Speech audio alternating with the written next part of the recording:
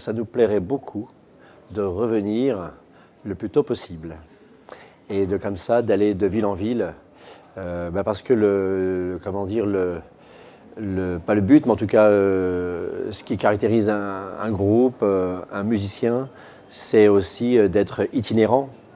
Et donc c'est aller de ville en ville, de pays en pays.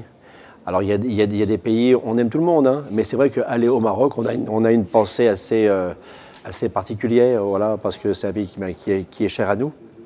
Et on aimerait revenir plus souvent jouer. On aimerait jouer à Tanger, à Rabat, enfin partout, quoi. Comme vient de dire Kamel, c'est vrai que c'est toujours un plaisir de revenir au Maroc, jouer pour le public marocain. Parce qu'on a le groupe ONB, depuis sa création, fin 95, a tourné dans, enfin, je crois, presque une quarantaine de pays. Et ça a été souvent un très grand succès. On parle beaucoup d'accueil, de très bons accueils à chaque fois. Mais au Maroc et en Algérie, c'est un peu spécial parce que vous savez, il y a des messages qui portent un texte, qui portent des idées, du sens. Puis il y a des messages où il y a du sens aussi entre les lignes. Donc c'est un peu comme les blagues. Vous savez, quand vous racontez une blague dans sa langue ou dans sa culture d'origine, si vous essayez de la traduire, des fois, les gens rient un peu moins en général. Voilà. Et c'est pour ça que je dirais que le répertoire de l'ONB, quand il est livré au public algérien ou marocain, ils arrivent à lire entre les lignes, donc ils comprennent tout. C'est-à-dire au-delà du texte de la musique, ils comprennent et puis ils sont plus touchés parce qu'il y a des fois, il y a des petits clins d'œil à des choses traditionnelles anciennes que seuls les Maghrébins peuvent connaître.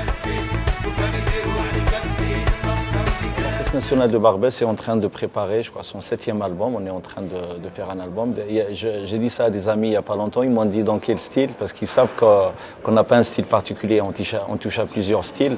Notre recette, c'est va être la même, c'est-à-dire on pioche un peu dans le patrimoine musical maghrébin. On essaie de faire connaître au public non maghrébin des styles qu'ils n'ont pas l'habitude d'écouter. Donc c'est notre façon de promouvoir un petit peu ce patrimoine culturel maghrébin.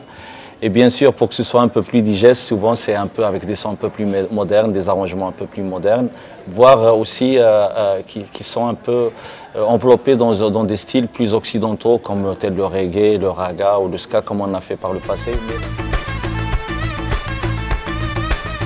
Merci de nous écouter, merci de nous aider et merci de nous donner encore envie de revenir vous voir et de vous donner des moments encore plus agréables. Merci au public marocain.